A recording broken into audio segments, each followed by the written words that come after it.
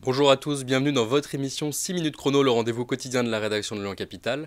Aujourd'hui, on va parler du marché immobilier de Caluire et Cuire. Et pour en parler, nous recevons Loïc Picard, qui est agent immobilier de l'agence Orpi Caluire Bourg. Bonjour Loïc Picard. Bonjour, merci de votre accueil. Merci d'être venu sur notre plateau. On va rentrer dans le vif du sujet. Quelles sont les principales caractéristiques du marché immobilier de Caluire? Qu'est-ce qu'il faut savoir avant d'acheter? Alors ce qu'il faut savoir, c'est que Caluire est considéré comme le 10e arrondissement de Lyon. Donc on jouxte le plateau de la Croix-Rousse notamment. Voilà, donc on est sur un marché qui est très porteur, tout près de Lyon, entre la Saône et le Rhône.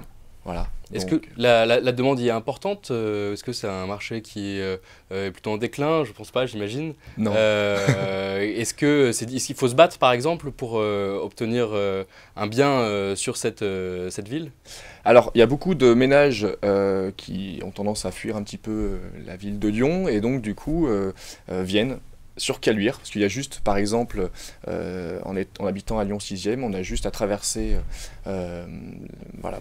Le fleuve, ouais, Ouais, le Rhône, pour tout à fait. arriver finalement, donc oui, c'est à 2 pas du centre-ville de Lyon, et c'est bien relié, il y a plusieurs moyens de transport. Alors vous avez, il y a le métro Cuire qui est proche plutôt de la Croix-Rousse, et puis sinon on a des bus, on a le périphérique lyonnais aussi qui permet aussi d'accéder à des grands axes, et effectivement on a plusieurs lignes de bus. Qui permettent de relier les centres facilement. Tout à fait. Tout à fait. Question peut-être plus spécifique, est-ce qu'il y a des secteurs qui sont plus à même d'accueillir des familles qui seraient plus appropriés avec des crèches, des écoles, peut-être des parcs?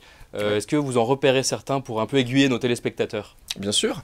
Alors il y a la voie verte pour les Caluirards qui est hyper intéressante, notamment aussi pour les familles, parce que ça permet sur 4 km en partant du métro Cuire jusqu'à la gare de Sathonay-Camp d'avoir des sentiers, ça permet de pouvoir se balader, de pouvoir faire de la course à pied aussi, il y a des petits bancs pour pouvoir se poser, des aires de jeu pour les enfants.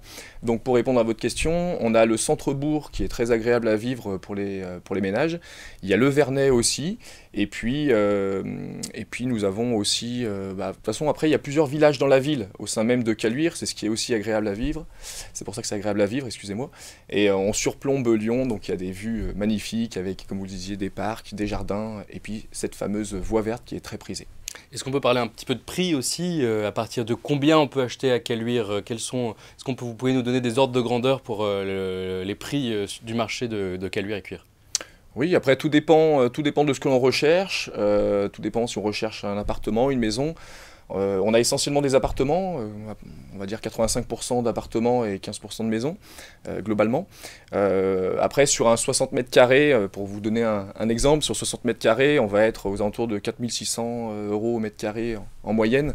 Donc ça fait du 270-280 000 euros. Voilà. D'accord. Donc après, c'est pas le ticket d'entrée, mais d'une manière, voilà, en moyenne, on peut arriver à trouver ce type de bien à ce prix-là. Et le ticket d'entrée, vous en parliez au minimum pour qu'est-ce qu'il faut apporter, combien est-ce qu'il faut pour acheter à Caluire pour vraiment donner voilà, le ticket d'entrée à partir de combien le marché est accessible? Sur un appartement, on va dire un studio, Ouais. on va dire 130 000 euros, oui, à peu D'accord. près. C'est 130. pour donner un ordre d'idée aussi par rapport à Lyon. Je pense que les gens aussi peuvent mieux se repérer comme ça. Oui.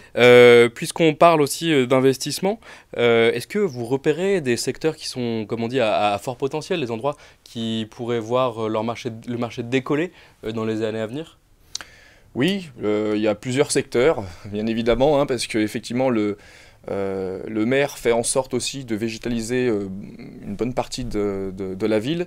Donc, on va dire qu'il y a des secteurs qui sont un peu plus en mouvement. On a le secteur de Saint-Clair qui est justement proche du Rhône, dans lequel il y a beaucoup de mouvements, donc c'est porteur. Et puis il y a des investisseurs aussi qui investissent dans ce secteur-là. Mais globalement, que ce soit du côté Saône ou du côté Rhône, voilà, c'est très agréable à vivre. Et les investisseurs vont surtout dans des endroits où ils ont la possibilité de louer, d'avoir une belle rentabilité.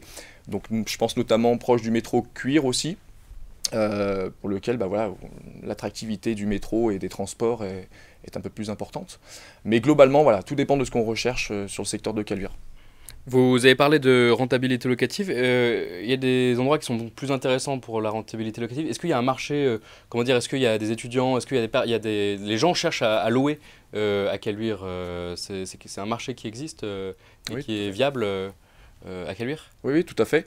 Comme je vous le disais, effectivement, sur le secteur de Saint-Clair, on a pas mal de demandes qui sont faites par des investisseurs pour justement avoir des petits studios, des T2.